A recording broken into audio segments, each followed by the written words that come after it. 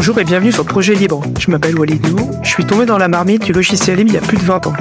Que vous soyez libriste confirmé ou néophyte, venez découvrir avec moi les portraits des femmes et des hommes qui font du logiciel libre. Communauté, modèle économique, contribution, vous dit tout. Bienvenue pour ce nouvel épisode de Projet Libre. Aujourd'hui, je suis très heureux parce qu'on va parler d'une plateforme de podcast, de podcasting qui s'appelle Castopod, avec son équipe de développement. J'en suis ravi puisque j'ai migré sur Castopod en fin d'année dernière. Donc pour parler de Castopod, j'ai avec moi Yacine Dogri et Benjamin Bellamy, que j'ai eu l'occasion de rencontrer, Benjamin à plusieurs reprises et Yacine il n'y a pas très très longtemps. Donc écoutez, Yacine et Benjamin, bienvenue sur Projet Libre. J'espère que vous êtes en forme et que tout va bien. Super, bonjour. Bonjour, merci. Alors, première question, je vais vous demander de vous présenter et de nous expliquer comment vous en êtes arrivé à faire du logiciel libre. Benjamin, à toi l'honneur. Bonjour, donc je m'appelle Benjamin Bellamy, je suis ingénieur. Depuis une vingtaine d'années, j'ai mené des projets dans diverses industries, telles que l'édition, la distribution de livres, les médias en ligne, la télévision, le commerce électronique. Et je suis depuis toujours un ardent défenseur du logiciel libre et de l'open source, et un amateur de podcast, ce qui fait que la route était toute tracée, j'ai envie de dire. Ça m'a amené à monter il y a 4 ans avec Yacine la société Adores, qui est une entreprise dédiée à la création d'écosystèmes équitables et durables pour l'industrie du podcast. Yacine, de ton côté? Moi, je m'appelle Yacine Degris. Je suis du coup ingénieur en informatique. J'ai cofondé, comme l'a dit Benjamin, Adores avec lui il y a 4 ans. Et aujourd'hui, je travaille en tant qu'architecte et contributeur principal sur Castopod, principalement. Je fais quelques autres projets pour Adores à côté. Voilà. Comment est-ce que tu as découvert le logiciel libre? Alors, comment j'ai découvert le logiciel libre? C'est assez classique, hein. Comme je suis développeur web, j'ai commencé à travailler sur des projets et beaucoup utiliser des outils open source, du coup. Et donc, de fil en aiguille, petit à petit, j'ai commencé à comprendre les tenants et aboutissants du libre, parce que c'est pas forcément l'open source, le libre. J'adhère quand même pas mal aux valeurs et c'est comme ça que j'ai découvert. Donc j'ai eu la chance de travailler sur un projet open source et libre, donc je suis très heureux aujourd'hui. Voilà. Et toi, Benjamin?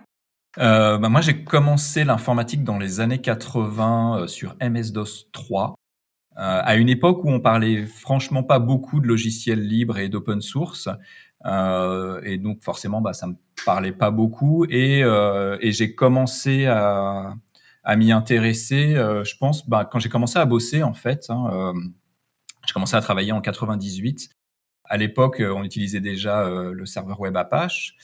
On utilisait déjà pas mal Linux et il commençait à y avoir des distributions qui, à l'époque, se targuaient d'être user-friendly. En particulier, il y avait Red Hat qui bossait pas mal. C'était aussi à cette époque-là qu'on a commencé à voir les Mandrake et compagnie. Bon, ça restait user-friendly pour des gens qui savaient recompiler le noyau quand même. C'était pas encore le niveau d'utilisabilité qu'on connaît aujourd'hui. Parce qu'aujourd'hui, n'importe qui peut utiliser Linux. À l'époque, c'était quand même un petit peu ardu, et en particulier pour faire tourner des services dans l'entreprise, c'était assez compliqué, mais ça marchait plutôt pas mal, c'était même plutôt stable. Et ça a été un peu une révélation de se rendre compte que à une époque où moi j'étais encore totalement formaté par l'esprit Microsoft, Windows NT et compagnie, de voir que il y avait des plateformes qui étaient plus stables encore. Je me souviens, j'avais même installé à l'époque un serveur Lotus Notes sur Red Hat et ça marchait super bien. On a à peu près la même génération, tous les deux. Ouais, on est vieux, ouais. Avant de présenter Castopod, je voudrais donner une petite anecdote très rigolote. C'est qu'en fait, quand j'ai commencé le podcast, je connaissais pas Castopod. J'ai découvert Castopod en regardant une conférence que Benjamin avait fait au FOSDEM. Et au moment où je regardais la conférence, Benjamin avait écouté un épisode. Il m'a contacté pour me dire ouais, c'est cool ton podcast. J'ai trouvé ça très, très rigolo. Voilà.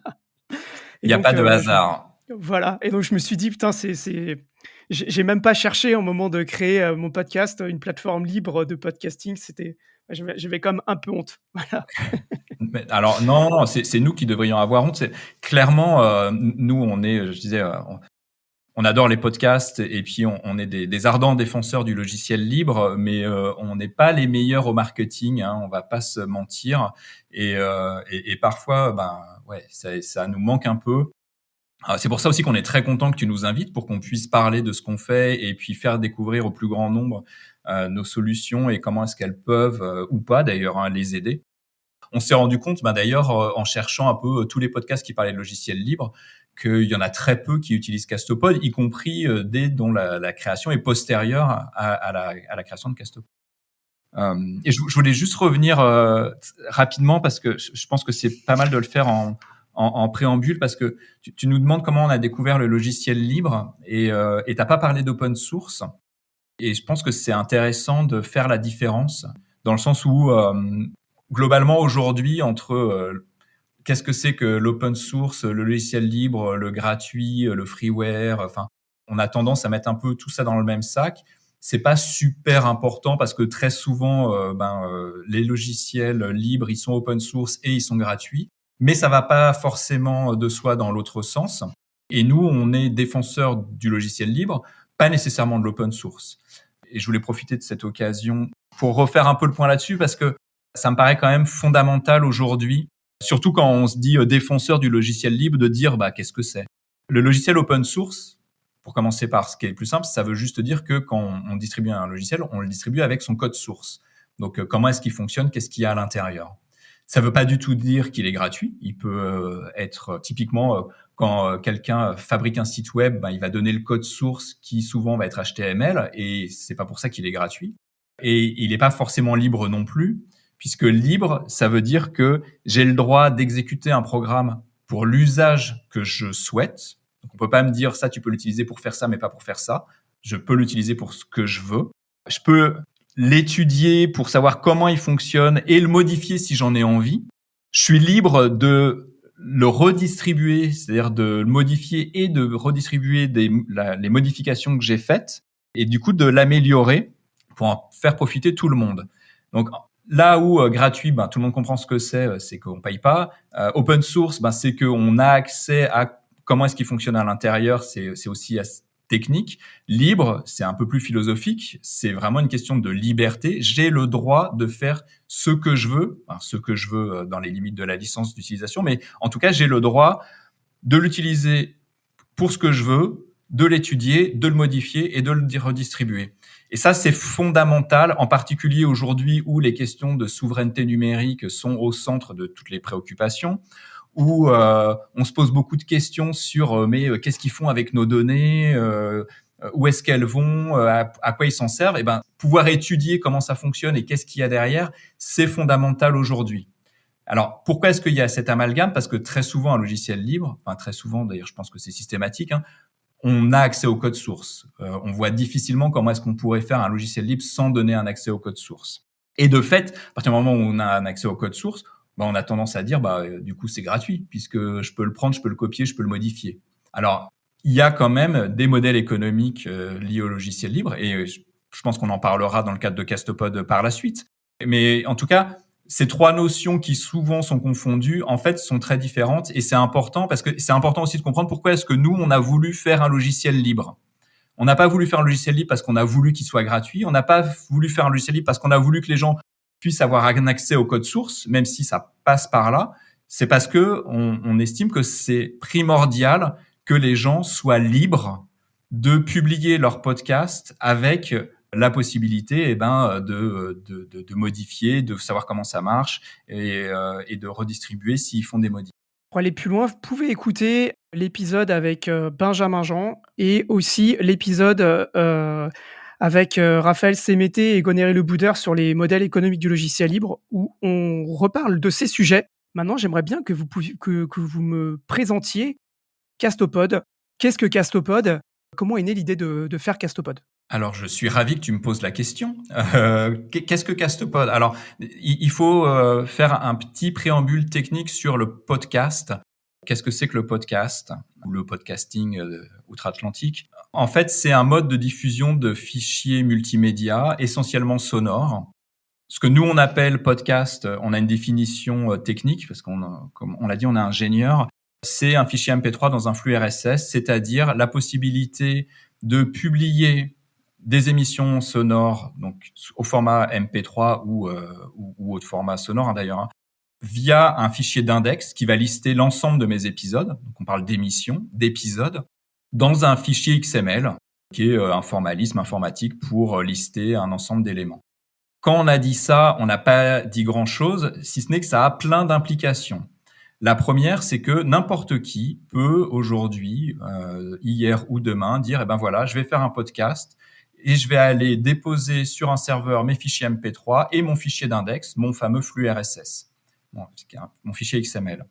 Et les applications d'écoute, alors les applications d'écoute, on en connaît plein. On connaît Apple Podcast qui est la plus répandue, en tout cas historiquement. Aujourd'hui, il y a Spotify, il y a YouTube qui s'y est mis d'une certaine manière un peu bizarre, on pourra peut-être en reparler par la suite.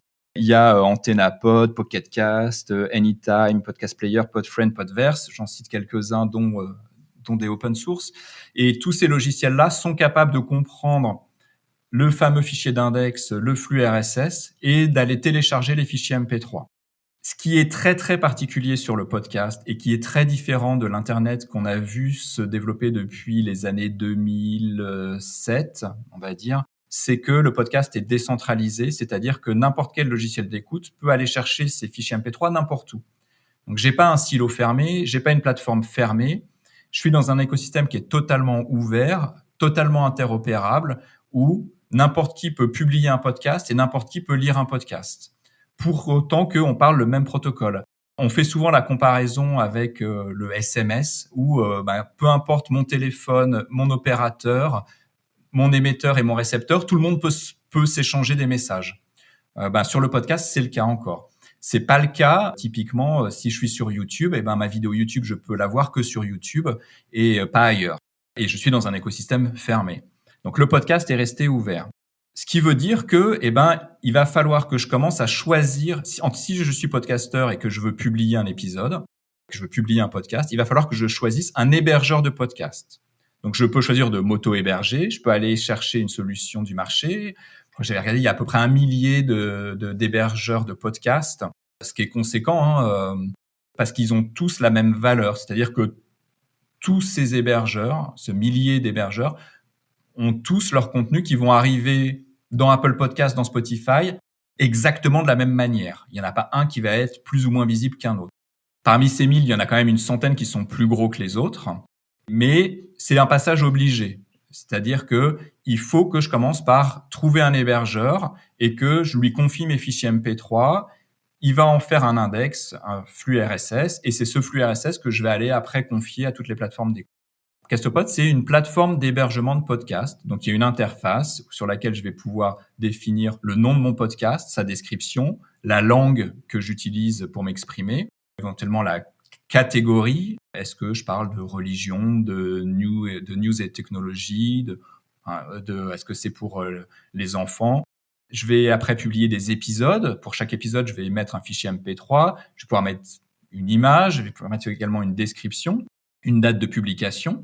Je vais pouvoir dire est-ce que je publie toutes les semaines en série. Il y a tout un tas de paramètres. Et Castopod va générer ce fameux flux RSS qui fait que mes épisodes vont apparaître sur l'ensemble des plateformes où je souhaite être référencé. C'est moi, en tant que podcasteur, qui décide où est-ce que je suis écoutable, où est-ce qu'on peut m'écouter. Si j'ai pas envie d'être sur Apple Podcast, je peux très bien ne pas y être. Si je veux, je peux y être. Et donc, je vais choisir les plateformes sur lesquelles je vais être entendu. Pourquoi est-ce qu'on a développé Castopod? Parce qu'en fait, nous, on travaillait déjà dans le podcast. Et pour tout un tas de raisons, on faisait des tests et on avait besoin de faire des tests sur un certain nombre de podcasts. Et du coup, on cherchait une solution open source d'hébergement de podcasts parce que on voulait pas, quand on faisait un test sur 12 podcasts, payer 12 abonnements chez un hébergeur professionnel qui fait payer podcast par podcast. Et on a fait une petite liste de prérequis, de choses dont on avait besoin. Et puis, on s'est dit, il nous faudrait donc une solution open source parce qu'on veut pouvoir faire ce qu'on veut. On voudrait qu'elle ait tel et tel critère. Et puis, on a commencé à chercher, à regarder un petit peu partout sur les sites qui référençaient des solutions open source, des solutions de podcast, et puis pour choisir la solution qui répondait à tous nos prérequis. Et on n'en a pas trouvé et il s'en est fallu de beaucoup. C'est-à-dire que globalement, on avait une dizaine de points, on en a trouvé une qui cochait 2-3 cases, mais on était très très loin du compte. Donc on était un peu déçus forcément. On a utilisé une solution qui existe encore, qui s'appelle Podcast Generator, parce que c'est du PHP, il n'y a pas de base de données, c'est très simple. Le code est très vieux, c'est pas du MVC, c'est très vieillissant. Mais bon, on l'a utilisé tant bien que mal. Et puis un jour, je pense que c'était au festival Passage en Seine, à Ivry-sur-Seine, j'ai rencontré Ludovic Dubost de XWiki, à qui j'ai parlé de ça et à qui j'ai évoqué ma wishlist. Et il m'a dit, ah, mais il y a une entreprise, une société qui s'appelle NLNet, qui subventionne des projets avec des financements européens, des subventions européennes, pourvu que ce soit open source. Et en plus, ils sont très moteurs sur tout ce qui est Fediverse ActivityPub. Et il se trouve que nous, on voulait une plateforme de podcast sur le Fediverse. On en reparlera par la suite, je pense. Et il a dit, bah, fais un dossier. Il y a pas beaucoup de formalisme. C'est pas très compliqué à faire. Et on a fait ça un peu en catastrophe. On a fait un petit dossier d'une dizaine de pages. Et notre projet a été accepté. On a obtenu une subvention d'à peu près 40 000 et quelques euros, ce qui est pas rien. Ce qui est très loin du coût que représente le développement de la plateforme aujourd'hui, mais c'est quand même pas rien du tout. Et surtout, ça nous a conforté dans l'idée qu'il y avait un besoin, qu'il y avait une place, que c'était pas normal qu'il n'y ait pas de plateforme open source d'hébergement de podcasts qui répondent aux critères fonctionnels et techniques qu'on a en droit d'attendre aujourd'hui, et que si un organisme européen était prêt à le financer à hauteur de 40 000 euros, c'est qu'il y avait vraiment un truc à faire. Et c'est pas tant le montant de la subvention qui nous a convaincus que le fait que il y a des gens qui attendent après. Et c'est comme ça qu'est né Castopod. Donc ce qui au départ était juste une wishlist est devenu un side project, et puis aujourd'hui un projet à part entière auquel on consacre énormément de temps, d'énergie, de passion, de sang et de sueur. Et on est super content de l'accueil qu'il a reçu et du fait que des gens l'utilisent, quoi. Et à ce titre, je tiens à te remercier doublement de nous avoir invités et d'utiliser Castopod. Yacine, est-ce que tu veux rajouter des choses Tu l'avais évoqué pour le fait divers, mais ouais, le point, je pense, différenciant de Castopod, c'est quand même qu'il est connecté au fait divers. C'est-à-dire que c'est intégré dans un réseau social qui est fédéré, c'est-à-dire que Castopod intègre un réseau social fédéré. Mais voilà, c'est d'autres hébergeurs, enfin, il y en a aucun aujourd'hui qui est en plus intégré au fait divers, quoi. Ce que j'aimerais maintenant qu'on aborde, c'est les technologies que vous utilisez dans Castopod. Techniquement, qu'est-ce qu'il y a de quoi est composé Castopod? Yacine, tu veux en parler? Castopod, il est basé sur un framework PHP qui s'appelle CodeIgniter. Il est pas très connu, mais c'est du même style que Symfony ou Laravel aujourd'hui, bien que ce soit un peu plus performant, un peu plus léger. Donc on s'est basé sur ça. Ça permet de développer des applications web assez habilement. Du coup, c'est top à prendre en main. Et du coup, c'est une application web, donc PHP, MySQL, HTML, CSS, JavaScript, ce qui est de plus classique. Sachant qu'on s'est calqué sur WordPress, le modèle WordPress, à savoir que aujourd'hui 70% des sites web sont sur du PHP et beaucoup de WordPress aujourd'hui sur Internet. Et donc, on a tenu à garder un peu cette idée-là, c'est qu'aujourd'hui, Castopod peut être installé sur un hébergement mutualisé, donc à quelques euros par mois, et ça permet à des utilisateurs qui voudraient avoir un petit Castopod à eux de le faire sans problème, quoi. Voilà. Ouais, je voudrais juste rajouter, quand on a développé Castopod, on s'est vraiment calqué sur le modèle de WordPress, que ce soit le modèle économique ou le modèle technique, c'est-à-dire que Castopod, ça se télécharge en un clic depuis castopod.org, et c'est un fichier zip, et vous dézippez le fichier zip chez votre hébergeur. Yacine le disait, ça peut être un hébergement mutualisé, et puis vous suivez un wizard, un assistant. Vous allez devoir remplir très classiquement les infos de base de données, deux, trois bricoles, le nom de votre instance, etc. Et ça fonctionne. L'idée, c'était de rester le plus facile et le moins coûteux à déployer. Bien entendu, aujourd'hui, on peut utiliser du Docker, du Kubernetes, du Ansible, du No-Host. Il y a plein de manières de déployer Castopod, mais il y a toujours la possibilité de des IP installés et ça marche.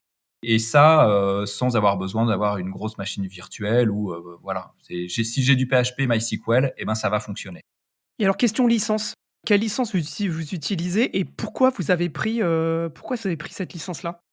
Alors, on est sous licence AGPL v3. On s'est reposé la question avant d'enregistrer ce podcast et on s'est dit peut-être que c'était par ordre alphabétique parce que AGPL c'était la première. Plus sérieusement, en fait, nous, comme on disait, on aime bien les logiciels libres. Enfin, c'est même un euphémisme. Donc, on voulait une licence virale. Et puis, on a été aussi guidé par NLnet. La plupart des logiciels du fait divers aujourd'hui, que ce soit Mastodon, PeerTube, sont sous licence AGPL. En fait, on s'est pas posé la question très longtemps, quoi. C'est-à-dire qu'on s'est pas fait vraiment de nos cerveaux. Voilà. En gros, de toute façon, aujourd'hui, quand on a un logiciel serveur, c'est soit AGPL, soit MIT. On penchait plutôt pour AGPL et puis NLnet nous a un peu conforté dans cette idée-là. C'est un choix qui s'est fait assez naturellement. Peut-être qu'on s'est pas posé suffisamment de questions. En tout cas, aujourd'hui, on est plutôt content de cette licence. Je pense elle est conforme à nos valeurs. Je savais pas que NLnet, il finançait des projets, dès la création du projet. Ça m'inspire, qu'il faut vraiment faire un épisode sur les financements européens parce que là, il y a vraiment beaucoup de choses à dire donc c'est Ouais. très, très cool. Alors, NLnet, il finance des projets dès le début. Il finance des projets pour les entreprises, pour les particuliers. Donc, j'ai pas besoin d'avoir un SIRET d'auto-entrepreneur pour obtenir un financement NLnet. Hein. Il faut le savoir. Si je suis tout seul à développer un logiciel, je peux très bien aller les voir. Les dossiers sont à déposer une fois tous les 2 mois. Et en fonction de leur charge de travail, ils répondent soit très vite, soit un peu moins vite. Voilà. Et point important, le paiement se fait exclusivement à la livraison du code source. On en parle, dans l'épisode sur PeerTube. OK, on a commencé à l'évoquer au tout départ maintenant. Passons à la présentation d'Adores. Là, ça m'intéresserait que vous présentiez un petit peu, votre compagnie. Quelles sont vos activités? Qu'est-ce que vous faites sur Adores? Bien sûr, donc comme je le disais tout à l'heure, Adores, c'est une entreprise dédiée à la création d'écosystèmes équitables et durables pour l'industrie du podcast. Ça a pas changé depuis la création. Nous, on aime beaucoup le podcast, déjà parce qu'on en est consommateur. On aime beaucoup le podcast parce que c'est un écosystème qui est décentralisé, sur lequel tout le monde peut intervenir, ce qui n'est pas le cas dans d'autres écosystèmes. Pour autant, c'est compliqué d'en vivre, c'est compliqué de monétiser. C'est parce que si je vais sur YouTube, c'est simple. Je me crée mon compte et puis j'ai plus qu'à suivre. Dans le podcast, déjà, il faut que je trouve un hébergeur. Si je veux monétiser, il y a plein de solutions. Est-ce que je veux faire de la pub? Est-ce que je veux aller sur une plateforme de financement? Est-ce que je veux du tipping? Et tout est possible et c'est déjà, c'est pas forcément évident à comprendre. Et puis, du coup, on a plus de mal à se raccrocher à des success stories et l'idée d'Adores, c'était de dire, aujourd'hui, il y a cet écosystème fabuleux avec cette richesse de contenu qui est incroyable parce qu'il y a vraiment des podcasts qui parlent de tout. Parce que aussi, il y a une liberté de ton, de format, de langue qu'on retrouve nulle part ailleurs du fait que, je peux changer d'hébergeur quand je veux et garder mon audience. Mon audience peut changer de logiciel d'écoute et continuer à m'écouter. Enfin, j'ai vraiment l'interopérabilité vraiment joue à plein. Mais quand on a dit ça, on n'a pas payé son loyer. Et créer du contenu, on peut créer du contenu de qualité gratuitement parce que c'est sa passion sur son temps libre. Mais ça veut dire que sur mon temps pas libre, il y a quelqu'un qui va me payer un salaire et un loyer. Donc, au bout de la chaîne, il y a forcément quelqu'un qui paye. Et tant qu'à faire, il y a des gens qui veulent monétiser leur contenu directement et on pense que c'est tout à fait normal et même louable. Il faut leur offrir des solutions. Et donc nous, on a la prétention de proposer en particulier une solution. C'est pas la seule, il y en a plein d'autres et encore une fois, on trouve que c'est très très bien qu'il y en ait plein. qui est une solution de monétisation publicitaire qui ne se base pas sur le profilage des utilisateurs, qui n'utilise pas de cookies. Alors de toute façon, il n'y a quasiment pas de cookies dans l'écosystème du podcast, du fait que les gens utilisent des logiciels dédiés qui sont nombreux et multiples, mais qui va se baser sur de l'indexation sémantique. Donc en fait, parmi les outils qu'on a développés et sur lesquels on travaille, il y a un moteur d'indexation sémantique qui permet d'étudier des contenus et de comprendre quels sont les concepts évoqués. Donc, je parle vraiment de concepts, pas de mots-clés, pour derrière faire de l'indexation et de la recommandation, c'est-à-dire par calcul de distance sémantique, être capable de dire que tel contenu est proche d'un autre, parce que les sujets sont connexes, parce qu'ils sont proches, il y a plein de raisons possibles. Donc, évidemment, ça utilise beaucoup de l'intelligence artificielle. Et on peut utiliser ça soit pour faire de la découvrabilité, ce qui est une des problématiques fortes dans l'écosystème du podcast, soit pour faire de la publicité, c'est-à-dire recommander des objets publicitaires, des produits publicitaires qui sont directement liés au contenu que je suis en train d'écouter. Et on a pas mal d'opérations, de tests à différents degrés de complétude d'ailleurs là-dessus qui permettent de faire de la pub. On travaille beaucoup en mode affiliation parce que on trouve que ça marche vraiment pas mal, en particulier sur le podcast qui est un produit hautement culturel. Et puis ça permet aussi que ce soit le contenu qui aille chercher la publicité et pas la publicité qui aille chercher le contenu, ce qui est un peu le mode de fonctionnement usuel qu'on a sur Internet aujourd'hui. Peut-être pas rentrer trop dans le détail, mais donc aujourd'hui, on développe des outils pour les podcastrices et les podcasteurs qui leur permettent de répondre à l'ensemble des problématiques qui peuvent se poser, dont la monétisation qui nous semble être quand même le nerf de la guerre quelque part. Et bien sûr, tout ça fonctionne avec Castopod, qui est la plateforme d'hébergement, qui est le premier maillon de la chaîne. Pour continuer, c'est que c'est comprendre à la fois un peu votre positionnement par rapport aux autres. Donc ça, tu viens un peu de le donner. C'est-à-dire, comment est-ce que vous vous différenciez par rapport aux autres? Qu'est-ce que vous apportez qui est différent, qui fait que les autres vont, enfin, qui fait que les gens vont avoir envie de travailler avec vous? Et puis après, derrière, ce que j'aimerais bien qu'on aborde aussi après, c'est un peu votre contribution au secteur du podcasting. Qu'est-ce que vous portez, comme valeur, comme attente, et cetera, que vous voulez, que vous mettez en avant? Ça rejoint ce qu'on disait en introduction, c'est-à-dire que nous, on est vraiment convaincus que le podcast doit rester libre et doit rester décentralisé. On n'a vraiment pas envie que le podcast se referme en silo fermé, et aujourd'hui, il y a un vrai risque.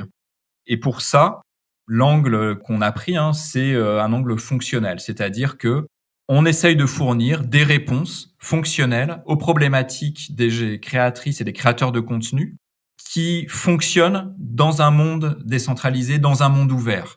Là où aujourd'hui YouTube a ouvert sa plateforme au podcast, c'est-à-dire que vous pouvez aller sur YouTube Creator et puis saisir l'adresse de votre flux RSS et votre podcast va être injecté dans YouTube et derrière vous aurez accès à toutes les fonctionnalités de YouTube. J'ai aucun problème avec ça, je trouve ça très bien tant que YouTube n'a pas le monopole du podcast. Et on sait que s'il n'y a pas d'alternative à la monétisation, s'il n'y a pas d'alternative à comment est-ce que je vais pouvoir améliorer ma découvrabilité, fatalement, c'est ce qui va se passer. Donc, pour nous, il est primordial de fournir des réponses fonctionnelles alternatives à YouTube.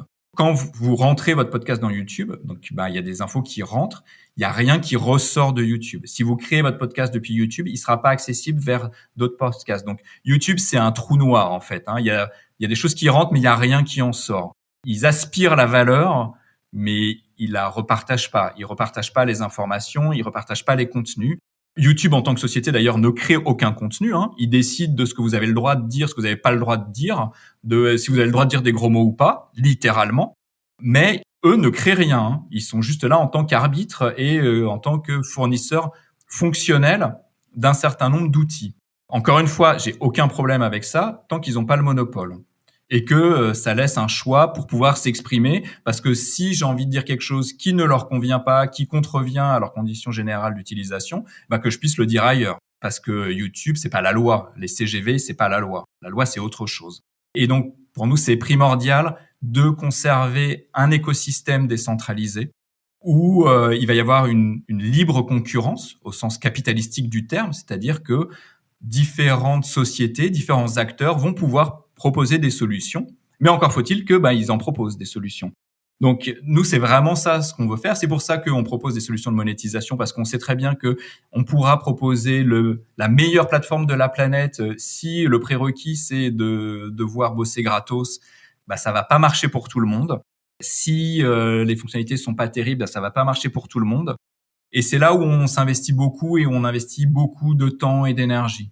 Je pense que c'est le bon moment pour parler de podcast 2.0, en tout cas pour l'introduire, parce que ce dont il faut avoir conscience quand on parle du podcast aujourd'hui, c'est que pendant une quinzaine d'années, tout l'écosystème du podcast s'est reposé intégralement sur Apple. Apple a littéralement tenu le podcast à bout de bras pendant 15 ans. C'est-à-dire qu'ils avaient à peu près le seul index de podcast, le seul annuaire de podcast, ce qui fait que l'ensemble des applications d'écoute dépendaient d'Apple pour avoir la liste des podcasts qui existent. Ils étaient très largement majoritaires, ce qui est assez saugrenu en fait, d'avoir un écosystème totalement libre, ouvert, décentralisé, sur lequel on a un acteur qui a des parts de marché très supérieures à la moitié.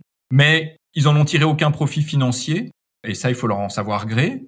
Ils ont maintenu le truc à flot, c'est-à-dire qu'ils ont continué à faire vivre l'index, à filer des clés d'API aux gens qui le demandaient. Alors, il fallait demander l'autorisation, mais bon, en tout cas, ils le faisaient et ils le donnaient. C'est eux qui décidaient qui avait le droit de lecture et d'écriture sur l'index, mais ils l'ont fait gratuitement. Le problème, c'est que pendant 15 ans, quand on voulait apporter une évolution fonctionnelle au podcast, il fallait demander à Apple, puisque c'est eux qui avaient l'index, qui était au centre. Et que si je veux rajouter une fonctionnalité, il faut que je puisse le mettre dans le flux RSS. Et du coup, il faut que ça soit référencé dans l'index central d'Apple. Et si Apple ne veut pas, je pourrais mettre ce que je veux, personne ne pourra le voir et ça servira à rien.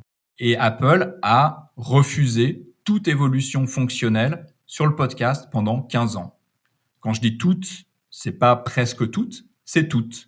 Il y a eu 0 évolution fonctionnelle sur le podcast pendant 15 ans. Ce qui est tout à fait incroyable, parce qu'on parle d'une période qui va de 2000 à 2015, un peu après même.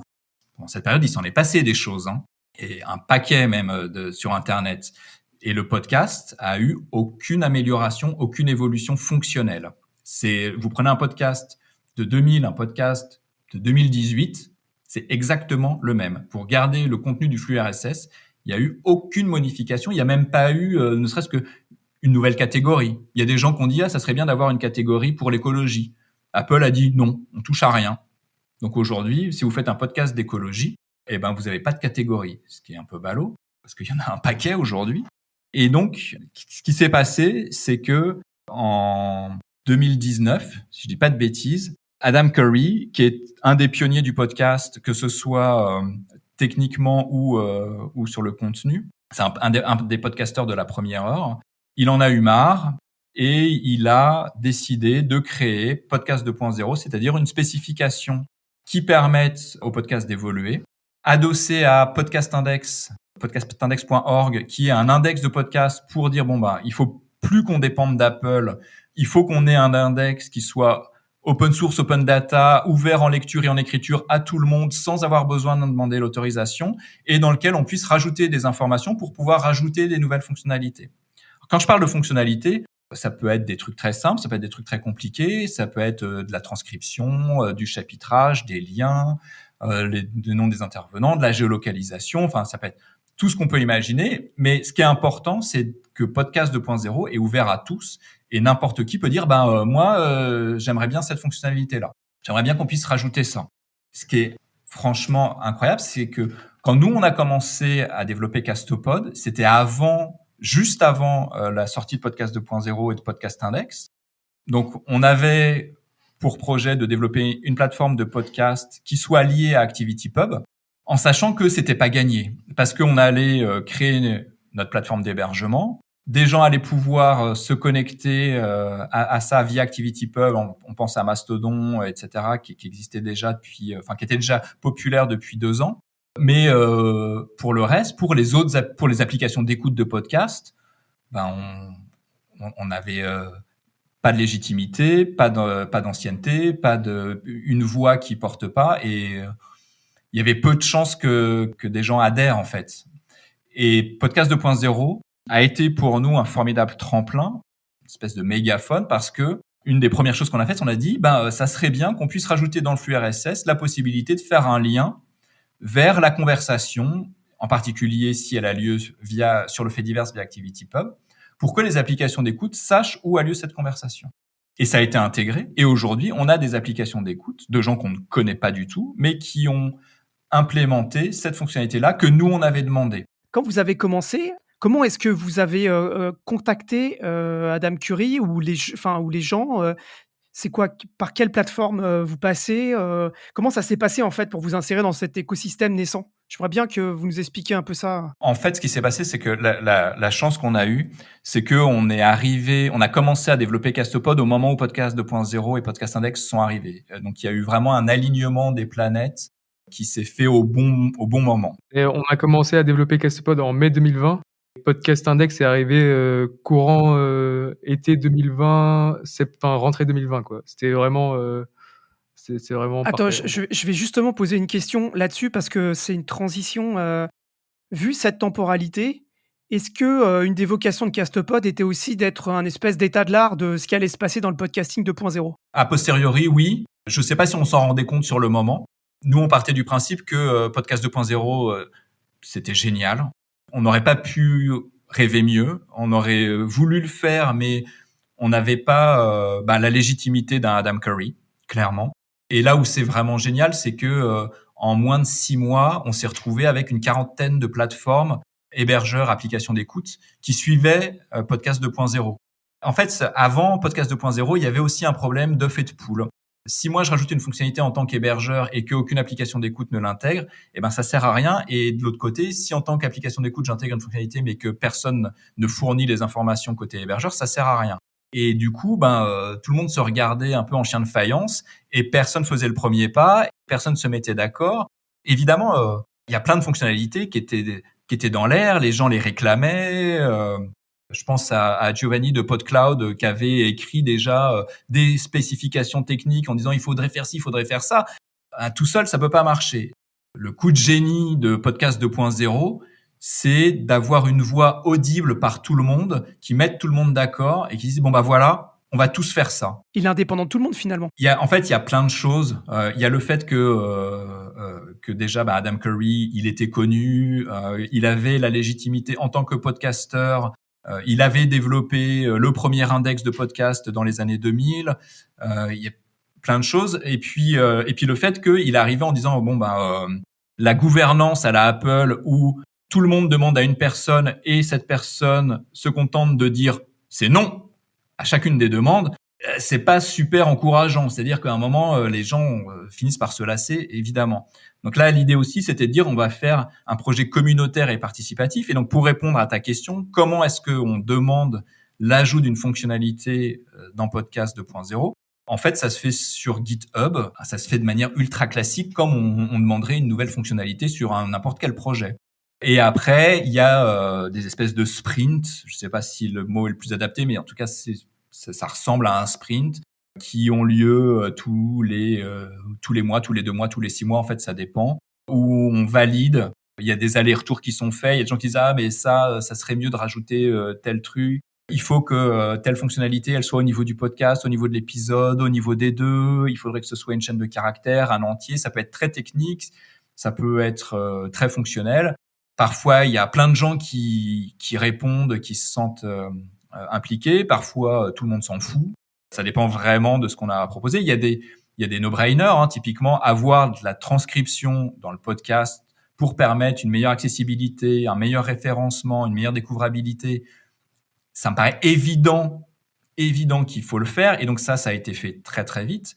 Et aujourd'hui, il y a que les plateformes Podcast 2.0 qui proposent ça. Incroyable. C'est-à-dire qu'aujourd'hui, vous écoutez un podcast sur Apple Podcast, vous êtes sûr, il n'y aura pas de sous-titres, il n'y aura pas d'indexation du contenu du podcast. C'est impossible parce que Apple aujourd'hui n'intègre pas de fonctionnalité Podcast 2.0.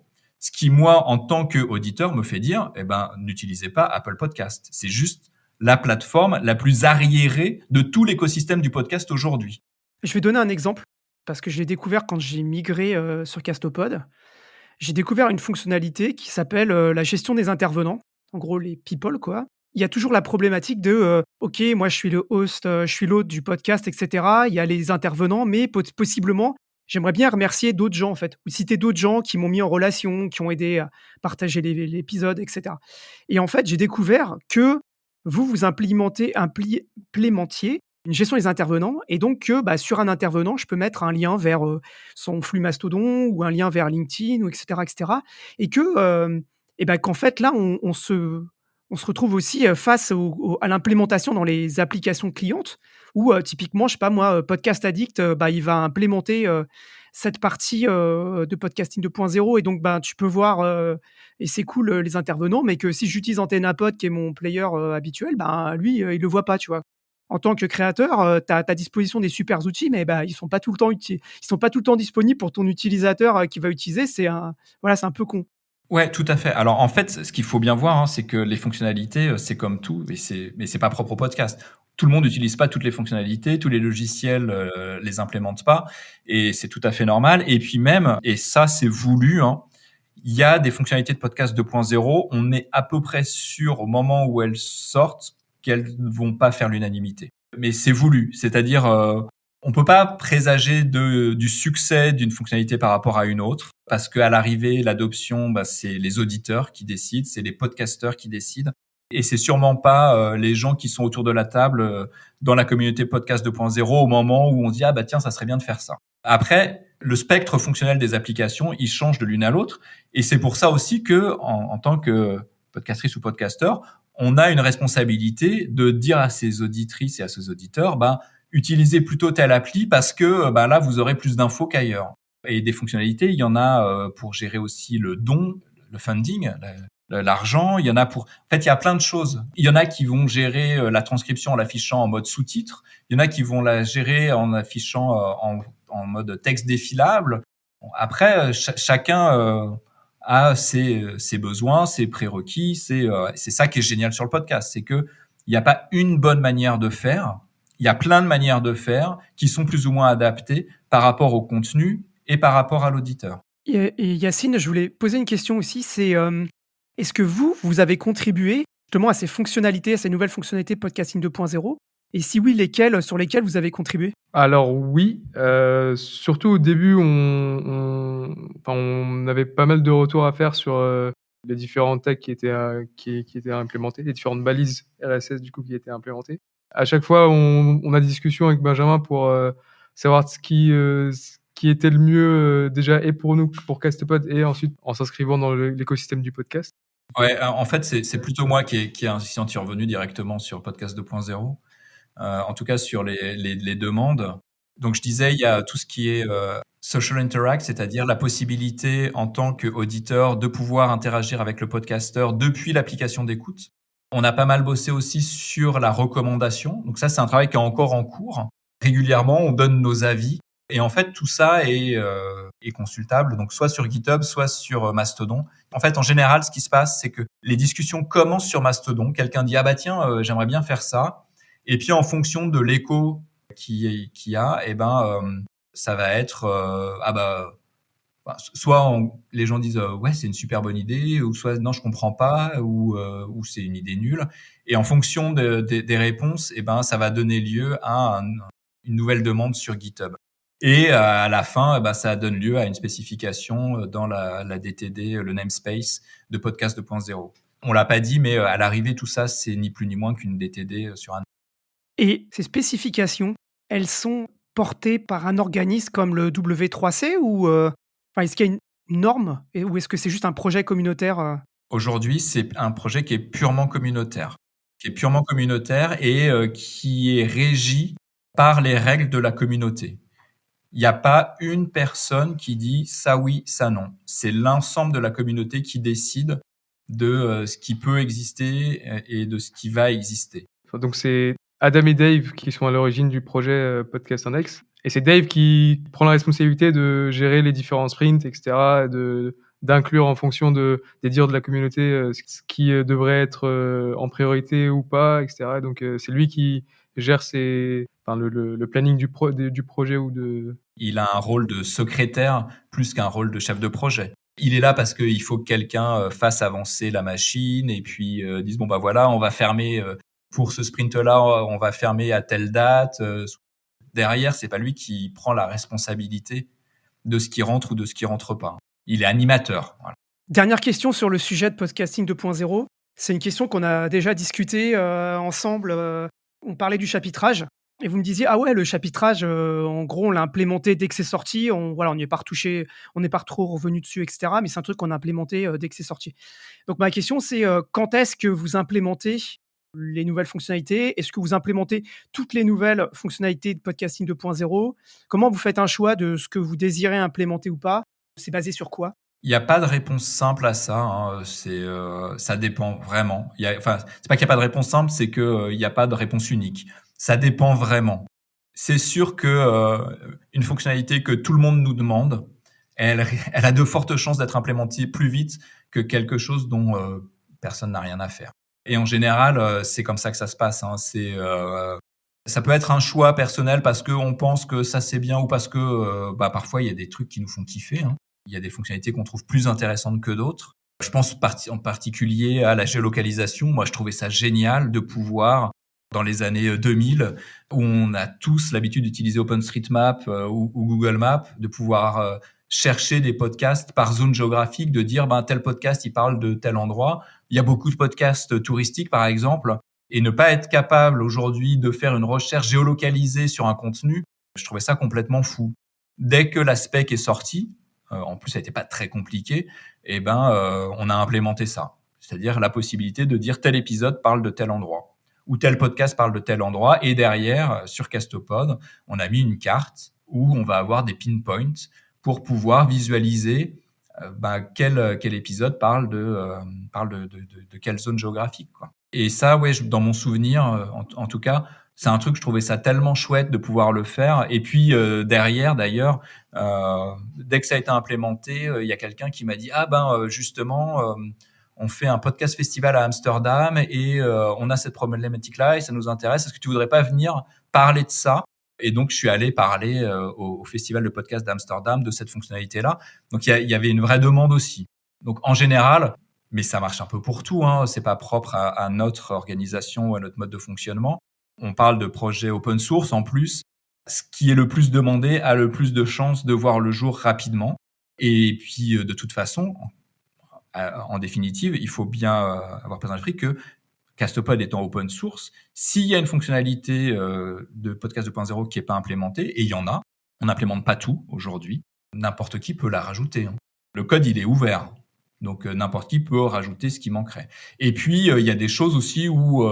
parce que Castopod évolue beaucoup d'une version sur l'autre. Il y a des modifications qui sont faites, que ce soit des modifications invisibles ou des modifications visibles, que ce soit dans la partie administration ou dans la partie publique. Il y a beaucoup d'évolutions qui ont lieu. Et ça, c'est pareil, il y a des gens qui contribuent et qui vont modifier telle ou telle chose. Toutes les bonnes volontés sont bienvenues.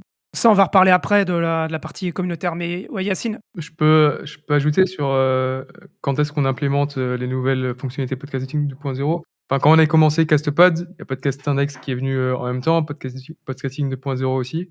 Et alors, les premières balises, elles étaient quand même ultra intéressantes et il y avait beaucoup à faire. Donc, on les rajoutait dès qu'elles venaient, on les sortait sur Castopod. On était parfois même les premiers à le faire.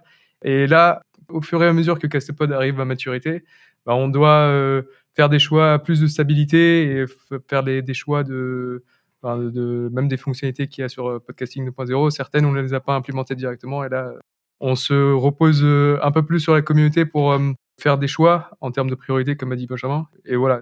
Les fonctionnalités intéressantes qui nous avaient paru intéressantes, en tout cas au début, on les a pour toutes implémentées aujourd'hui. Nous arrivons à la fin de cette première partie. On a parlé assez longtemps et donc j'ai décidé de séparer l'épisode en deux parties. La seconde partie va apparaître dans quelques jours et on parlera de Castopod et du fait divers et de certaines problématiques techniques. J'espère que ça vous a plu. N'hésitez pas à partager l'épisode autour de vous, à en parler. N'hésitez pas à me laisser des messages sur Mastodon, par email ou par LinkedIn. Et à bientôt.